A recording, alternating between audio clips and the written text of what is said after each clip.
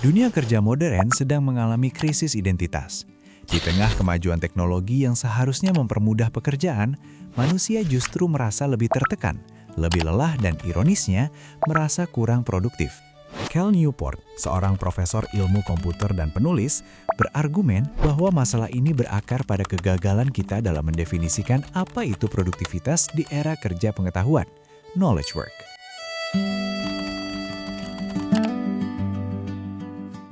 Masalah utama yang diangkat adalah ketiadaan definisi yang jelas mengenai produktivitas. Dalam industri manufaktur atau pertanian, produktivitas mudah diukur. Berapa banyak mobil yang dirakit atau berapa ton padi yang dipanen. Namun, dalam kerja pengetahuan, di mana outputnya adalah ide, strategi atau kode, standar pengukuran ini menjadi kabur. Karena sulit mengukur hasil pemikiran secara instan, kita jatuh pada jebakan menggunakan aktivitas yang terlihat sebagai proksi atau pengganti dari produktivitas. Inilah yang disebut Cal sebagai pseudo-productivity. Jika kita terlihat sibuk, sering mengirim email, aktif dalam utas pesan di Slack, dan berpindah dari satu rapat ke rapat yang lainnya, maka hal tersebut dianggap sebagai produktif. Budaya ini menciptakan performa kerja. Karyawan merasa harus meninggalkan jejak remah roti digital untuk membuktikan bahwa mereka bekerja. Akibatnya, fokus beralih dari kualitas hasil menjadi kuantitas aktivitas. Orang-orang lebih peduli tentang seberapa cepat mereka membalas pesan daripada seberapa dalam mereka memikirkan sebuah solusi. Secara biologis, manusia adalah makhluk pemecah masalah. Namun, insting ini menjadi bumerang dalam lingkungan kerja yang mengagungkan kesibukan. Ketika tidak ada masalah nyata yang mendesak, pekerja cenderung mencari-cari masalah atau memperumit hal-hal sederhana agar tetap terlihat sibuk. Cal menyebut fenomena ini sebagai email warrior. Seseorang akan memicu banyak pesan menggunakan jargon korporat seperti synergize atau hop on a call hanya untuk menunjukkan kehadirannya dalam dinamika kerja. Ini adalah bentuk pertahanan diri. Di mata atasan, seseorang yang diam selama 2 minggu untuk berpikir mendalam terlihat menakutkan dan tidak melakukan apa-apa.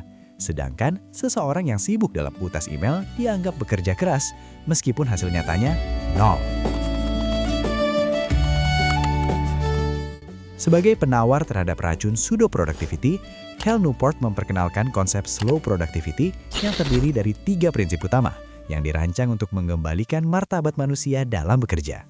Melakukan lebih sedikit hal, do fewer things. Prinsip ini seringkali memicu ketakutan, terutama bagi mereka yang bekerja di bawah tekanan atasan. Namun, Cal memberikan klarifikasi penting. Maksudnya adalah melakukan lebih sedikit hal pada satu waktu. Secara kognitif, otak manusia tidak dirancang untuk multitasking atau menangani puluhan proyek secara bersamaan. Ketika kita mencoba melakukan terlalu banyak hal, kita terjebak dalam apa yang disebut sebagai overhead tax atau pajak administrasi. Setiap tambahan tugas membawa beban koordinasi, rapat mingguan, email follow-up, dan pesan singkat. Jika kita memiliki 10 proyek, waktu kita akan habis hanya untuk mengelola administrasinya. Dengan mengurangi jumlah proyek yang aktif, kita sebenarnya bisa menyelesaikan pekerjaan lebih cepat karena fokus kita tidak terbagi dan beban administrasi kita berkurang drastis.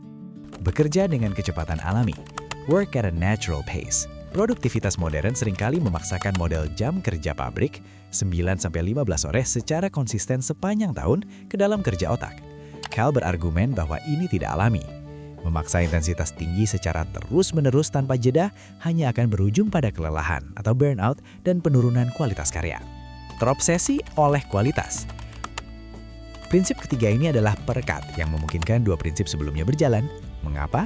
Karena jika hasil kerja kita sangat luar biasa, kita memiliki leverage atau daya tawar.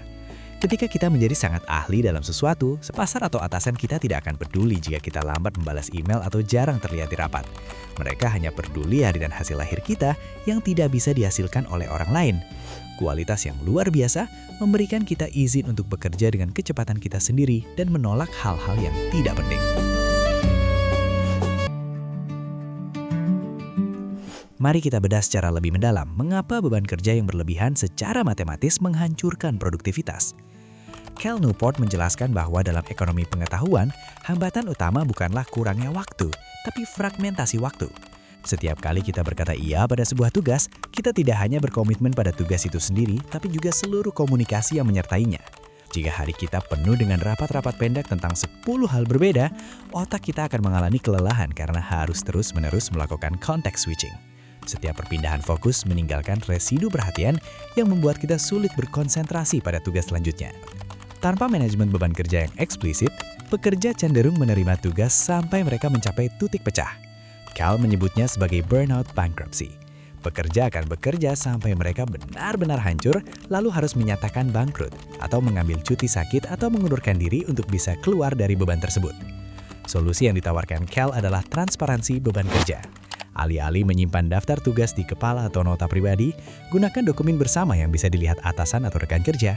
Dengan menunjukkan secara visual bahwa kita sedang mengerjakan 3 tugas besar dan ada 7 tugas lainnya yang mengantri, kita memberikan kenyataan objektif kepada orang lain. Mereka akan berpikir 2 kali sebelum menambah beban baru karena mereka bisa melihat bahwa kapasitas kita sudah penuh.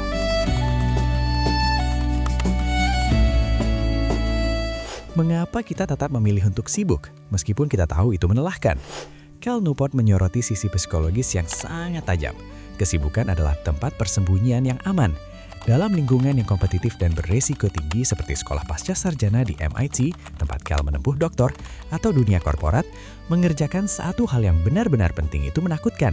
Menulis naskah penelitian yang hebat atau merancang strategi inovatif memiliki resiko kegagalan yang nyata. Jika kita mencoba dan gagal, itu akan menyakitkan secara intelektual dan profesional. Namun kita tidak bisa gagal dalam menjadi sibuk. Jika kita membalas 200 email sehari dan menghadiri 10 rapat, tidak ada yang bisa menyalahkan Anda. Anda terlihat hard charging dan berkomitmen.